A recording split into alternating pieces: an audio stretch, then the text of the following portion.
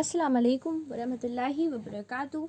Class 7th. Our today's topic is interconversion of energy. So what is interconversion of energy? This is energy transformation. This is the conversion of energy. Energy changes from one form to another. The conversion of energy from one form to another is called interconversion or transformation of energy. Let's understand with some examples. First, you have observed a compressed spring. A compressed spring has potential energy. When the spring is compressed, due to its state, it has a potential energy. You all know it. And work is done on it.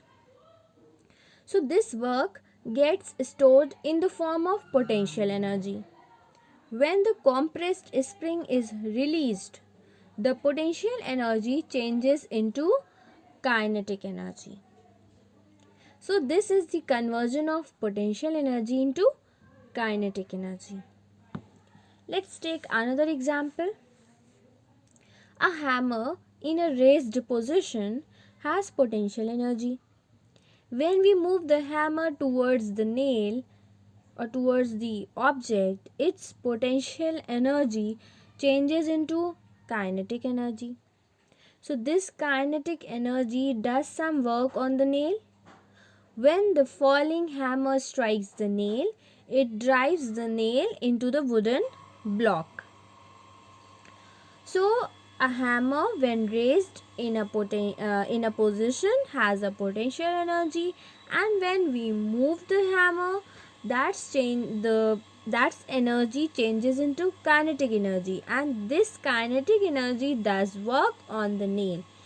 Due to this, the nail gets into the wooden block. So here also the potential energy is changes into kinetic energy. Third example is the wound-up spring of a watch has potential energy. The work done in wounding the spring gets stored as potential energy in it.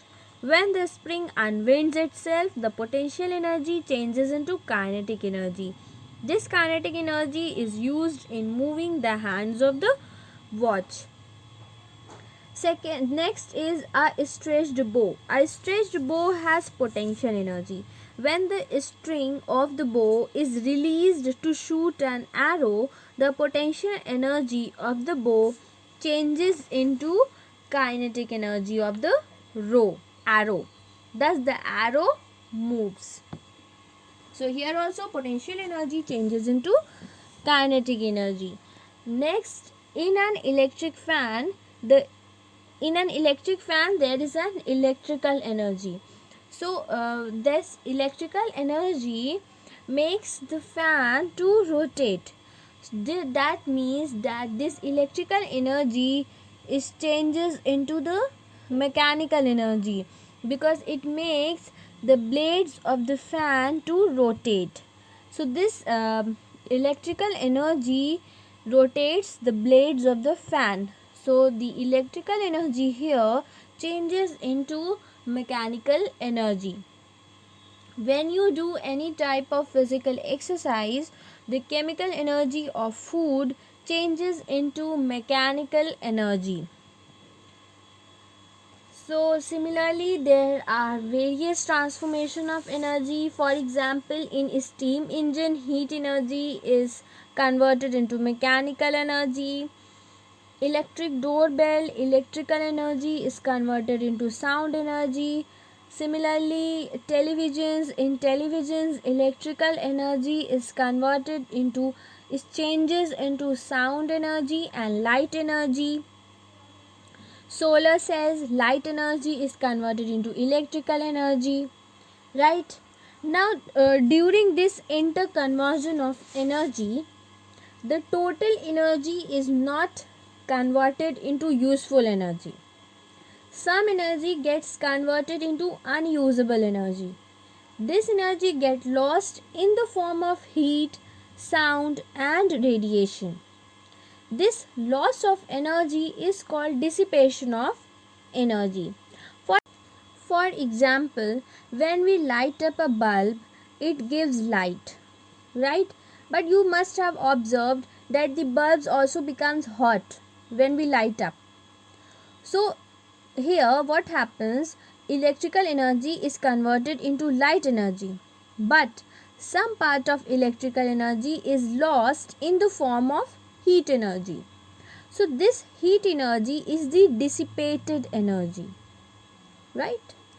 Next topic is conservation of energy. Now during the interconversion of energy, the total amount of energy, that is sum of useful and unusable energy, always remains constant. As we can see in the above example, when we light an electric bulb, a part of energy is converted into light energy, and this light energy is useful energy, and rest of the part is converted into heat energy, and that heat energy is unusable energy. So the total energy, useful plus unusable, this total energy remains constant, and this is known as the law of conservation of energy. The law of conservation of energy says that energy can neither be created nor destroyed. It can only be changed from one form to another. That means that the total amount of energy remains constant, whether it is a usable energy or unusable energy. The total amount of energy remains constant. So this is the law of conservation of energy, that energy can neither created nor destroyed. It can only be transformed from one form to another, and the total amount of energy remains constant. The law of conservation of energy, let's take an example to understand this law. Now suppose when the roller coaster is stationary and it is at position H. When it is at position H, see in figure everyone. When it is when it is at position H, it possesses only potential energy, because at that position it is stationary, it is not moving, it is at a height. So at that position it possesses potential energy. As it starts going down toward V, its potential energy changes into kinetic energy, because at that state, that object, that roller coaster is in motion. So then the potential energy converted into kinetic energy. Now due to this kinetic energy, the roller coaster reaches at the position L. So during its motion Q to L, its kinetic energy changes into potential energy.